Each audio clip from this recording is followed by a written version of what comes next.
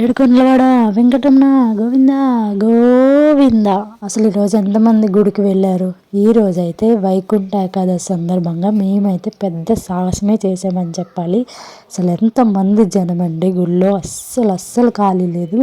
లైన్లు అయితే రోడ్ల మీదకి వచ్చేసాయి అసలు గుడి నుంచి. మేమైతే అసలు లైన్ చూసి ఇంటికి వెళ్ళిపోదామా అని చెప్పి అనిపించింది. బట్ ఎలాగోకలాగా ఏడుకొండల స్వామిని చూడాలని చెప్పి సక్సెస్ఫుల్గా దర్శనం అయితే కంప్లీట్ చేసుకున్నాం. అండ్ ఇందులో ఇంకొక సాహసం, మా బుడ్డోని కూడా తీసుకొని వెళ్ళాము. అస్సలు ఎక్స్పెక్ట్ చేయలేదు ఇంతమంది క్రౌడ్ ఉంటారని చెప్పి. కానీ అసలు దారుణంగా ఉన్నారు క్రౌడ్ అయితే.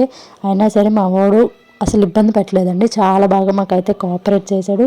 సో దర్శనం బాగా జరిగింది. అండ్ ఇక్కడ మాకు అనకాపల్లి గుళ్ళో ఇంకొకటి ఏంటంటే స్పెషల్ హైలైట్, వెంకటేశ్వర స్వామికి ఇలా మనకి తిరుపతిలో ద్వారాలు ఉంటాయి కదా, సో అలా సెట్ అయితే వేశారు.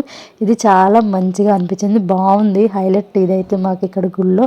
అండ్ ఆ వెంకటేశ్వర స్వామిని నిజంగా తిరుపతిలో చూసినట్టే అనిపించింది, అంత బాగా సెట్ అయితే వేశారు ఇక్కడ. ఆ ద్వారాల్లోంచి లోపలికి వెళ్ళి మనం ఎలాగో అక్కడికి వెళ్ళి అంత దగ్గర నుంచి చేసుకోలేము. సో ఇక్కడైతే అది చాలా మంచిగా అనిపించింది. అండ్ దగ్గర నుంచి దర్శనం అయింది. అండ్ నార్మల్ గుడిలో ఉంటారు కదా స్వామి, ఆ స్వామిని కూడా దర్శనం చేసుకున్నాము.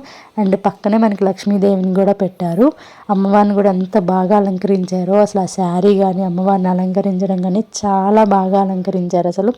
గుడి అంతా జనాలు, ఎటు చూసినా క్రౌడ్ ఉన్నారు. అసలు బయటికి వెళ్ళడానికి కూడా పెద్ద లైన్ ఉందండి.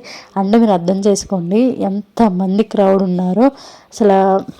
నిజంగా అసలు చెప్పలేము. అండ్ ఇక్కడైతే నేను నామాలు అయితే పెట్టించుకున్నాను. అసలు వెంకటేశ్వర స్వామి దగ్గరికి వచ్చాక నామాలు పెట్టించుకోకపోతే ఎలాగా, ఇంకా నామాలు పెట్టించేసుకొని ఒక లెమన్ వాటర్ వేసేసి ఇంటికైతే బయలుదేరిపోయాము. ఇంత సాహసం చేసిన తర్వాత ఖచ్చితంగా లెమన్ వాటర్ అయితే పడాలనిపించింది. సో లెమన్ వాటర్ తాగేసి మేమైతే ఇంటికి బయలుదేరిపోయాము.